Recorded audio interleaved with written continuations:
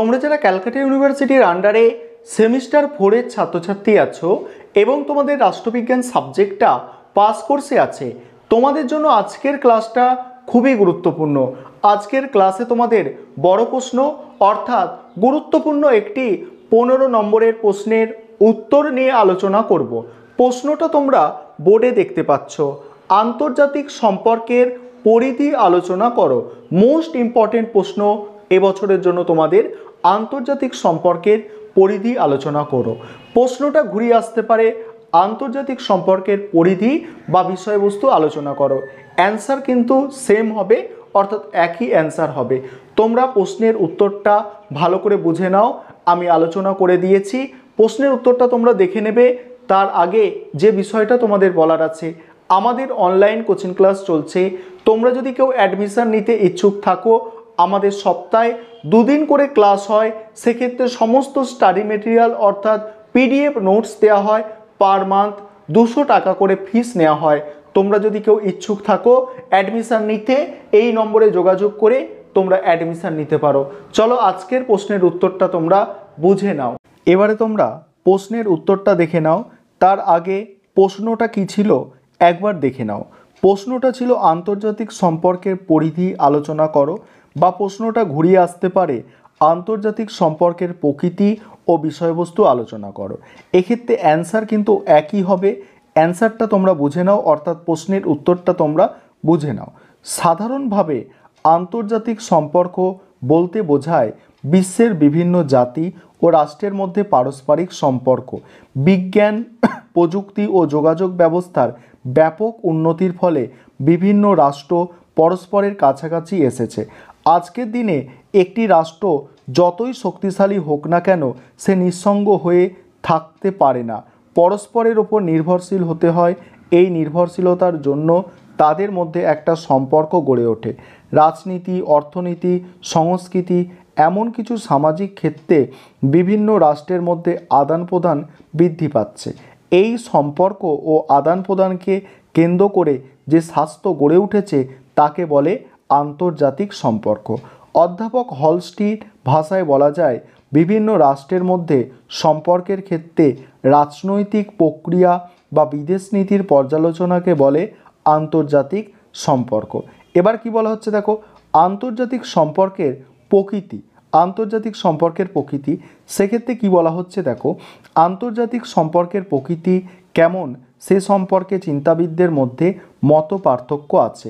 অধ্যাপক মর্গেনথাউ তার লেখা পলিটিক্স অ্যামং নেশন গ্রন্থে বলেছেন, প্রকৃতির দিক থেকে আন্তর্জাতিক সম্পর্ককে আন্তর্জাতিক রাজনীতি বলাটাই যুক্তিযুক্ত। কারণ রাজনীতি মানেই হলো ক্ষমতার লড়াই। আন্তর্জাতিক ক্ষেত্রে ক্ষমতার লড়াই চলছে। তার ভাষায়, international politics like all politics is struggle for পাওয়ার। শুনতে খারাপ লাগলেও এটি বাস্তব ঘটনা। কে কতটা ক্ষমতার অধিকারী হবে এবং প্রভাব বিস্তার করবে, আন্তর্জাতিক ক্ষেত্রে তার লড়াই চলছে। এই লড়াইকে কেন্দ্র করে যে সম্পর্ক গড়ে উঠেছে তাকে আন্তর্জাতিক রাজনীতি বলাই ভালো। অধ্যাপক হাফম্যান একই সুরে বলেছেন, আন্তর্জাতিক সম্পর্ক হলো মূলত ক্ষমতার লড়াইয়ের সম্পর্ক। এখানে নৈতিকতা নেই তা নয়, তবে ক্ষমতার দৌড়ে সবাই ব্যস্ত। অর্থাৎ আন্তর্জাতিক সম্পর্কের প্রকৃতির মধ্যে ক্ষমতার প্রশ্ন জড়িয়ে আছে। এবার পরের পয়েন্ট কি আছে দেখো, আন্তর্জাতিক সম্পর্কের বিষয়বস্তু। আন্তর্জাতিক সম্পর্কের বিষয়বস্তু অত্যন্ত পরিবর্তনশীল। বিশেষ করে বর্তমানে আন্তর্জাতিক রাজনৈতিক ব্যবস্থার বৈপ্লবিক পরিবর্তন ঘটেছে। বহু নতুন রাষ্ট্রের উদ্ভব ঘটেছে। মরণাস্ত্রের ব্যাপক আবিষ্কার হয়েছে। বিভিন্ন আঞ্চলিক জোট গড়ে উঠেছে। তাই অধ্যাপক কুইন্সি রাইট বলেছেন, এই সমস্ত কারণে আন্তর্জাতিক সম্পর্কের আলোচ্য বিষয় সম্প্রসারিত হয়েছে। তবে এর পরিধি ও আলোচনার বিষয়বস্তু সম্পর্কে সবাই একমত নন। অধ্যাপক পামার ও পার্কিন্স এই শাস্ত্রের বিষয়বস্তু হিসাবে আন্তর্জাতিক রাজনীতি ও আন্তর্জাতিক ঘটনাবলীর কথা বলেছেন। অন্যদিকে মর্গেনথাউ আন্তর্জাতিক রাজনীতি ও রাজনৈতিক তত্ত্বের কথা বলেছেন। আমরা বিশেষজ্ঞদের মতামতের ভিত্তিতে আন্তর্জাতিক সম্পর্কের বিষয়বস্তু নিম্নলিখিতভাবে আলোচনা করতে পারি। প্রথম যেটা আছে দেখো, রাষ্ট্রগুলির ঘাত প্রতিঘাত। বিভিন্ন রাষ্ট্রের মধ্যে সম্পর্কের দুটি দিক আছে, একটি হলো সুসম্পর্কের দিক, অন্যটি হলো তিক্ততার দিক। এর ফলে একদিকে দেখা দেয় সহযোগিতা, অন্যদিকে বৈরিতা। একে বলে ঘাত প্রতিঘাত। এই ঘাত প্রতিঘাত আন্তর্জাতিক সম্পর্কের বিষয়বস্তু। পরের পয়েন্ট আছে দেখো, সামরিক ও বেসামরিক সংস্থা। বর্তমানে আন্তর্জাতিক ক্ষেত্রে বিভিন্ন ধরনের সামরিক জোট ও বেসরকারি সংস্থা ঢুকে পড়েছে। সামরিক জোটের মধ্যে উল্লেখযোগ্য হলো ন্যাটো জোট। মার্কিন যুক্তরাষ্ট্রের নেতৃত্বে এটি গড়ে উঠেছে। অন্যদিকে অনেক বেসরকারি বহুজাতিক সংস্থা আন্তর্জাতিক আঙিনায় প্রবেশ করেছে, তারা আন্তর্জাতিক ঘটনাবলীকে প্রভাবিত করেছে। ফলে এই সব জোট ও সংস্থা আন্তর্জাতিক সম্পর্কের বিষয়বস্তু হয়ে দাঁড়িয়েছে। পরের পয়েন্ট আছে দেখো, মানুষের আচার আচরণ। মানুষের আচার আচরণ সমাজ জীবনকে প্রভাবিত করে, তেমনি মানুষের আচার আচরণ আন্তর্জাতিক রাজনীতিকেও প্রভাবিত করে। যেমন ইরাকে মার্কিন আক্রমণের বিরুদ্ধে ভারতের জনসাধারণ যদি বিক্ষোভ দেখায় তাহলে ভারত মার্কিন সম্পর্ককে প্রভাবিত করবে। তাই এই সব আচরণ আন্তর্জাতিক সম্পর্কের বিষয়বস্তু। পরের পয়েন্ট আছে কি, তৃতীয় বিশ্ব। বিশ্ব রাজনীতিতে তৃতীয় বিশ্বের উদ্ভব বিরাট পরিবর্তন এনেছে।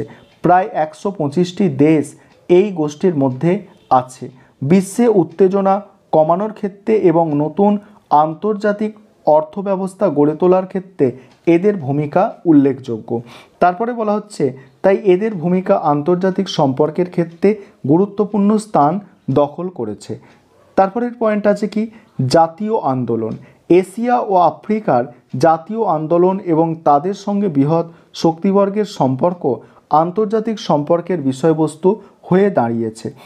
তাদের আন্দোলনের প্রতিক্রিয়া রাষ্ট্রসংঘের ওপর কীভাবে প্রভাব পড়েছে বা আন্তর্জাতিক ঘটনাবলীকে কীভাবে প্রভাবিত করেছে তা আন্তর্জাতিক সম্পর্ক আলোচনা করে। তারপরের পয়েন্ট আছে কি, বিশ্ব জনমত। বিশ্ব জনমত, এই পয়েন্টটা দেখো কি বলা হচ্ছে, আন্তর্জাতিক রাজনীতির ক্ষেত্রে বিশ্ব জনমতের গুরুত্ব বৃদ্ধি পাচ্ছে।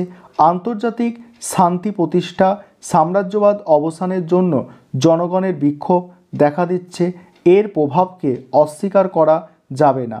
সম্প্রতি মার্কিন যুক্তরাষ্ট্র ইরাক দখল করে নিজেদের শাসন প্রতিষ্ঠা করতে চাইলে ইরাকের মানুষ ও দুনিয়ার মানুষ বিক্ষোভের মুখে পড়ে তার নীতি থেকে সরে এসেছে। বিক্ষোভের মুখে পড়ে তারা নীতি থেকে সরে এসেছে। শুধু তাই নয়, বিদেশ নীতি প্রণয়নের ক্ষেত্রে জনমত বিশেষ ভূমিকা নিচ্ছে। তাই এই জনমত আন্তর্জাতিক সম্পর্কের বিষয়বস্তু হয়েছে। পরের পয়েন্ট আছে কি, আন্তর্জাতিক প্রতিষ্ঠান। মানবজাতি ও সভ্যতাকে যুদ্ধের ধ্বংসলীলা থেকে বাঁচানোর প্রশ্নে আন্তর্জাতিক সম্পর্কের অন্যতম বিষয়। আন্তর্জাতিক সংঘর্ষ একটি বাস্তব ঘটনা। এই অভিশাপ থেকে মানবজাতিকে রক্ষা করার জন্য জাতিসংঘ ও জাতিপুঞ্জ তৈরি হয়েছে। এই আন্তর্জাতিক প্রতিষ্ঠানের ভূমিকা আন্তর্জাতিক সম্পর্কের গুরুত্বপূর্ণ বিষয়। মূল্যায়নে কি বলা হচ্ছে দেখো, অধ্যাপক বার্টন বলেছেন, আন্তর্জাতিক সম্পর্ক একটি গতিশীল স্বাস্থ্য। এর পরিধি দিন দিন বৃদ্ধি পাচ্ছে। এমনকি যদি কোনো দেশের অভ্যন্তরীণ নীতি অন্য দেশকে প্রভাবিত করে তাহলে তাও আন্তর্জাতিক সম্পর্কের আলোচনার ক্ষেত্রে চলে আসে। এই ছিল তোমাদের আজকের ক্লাস।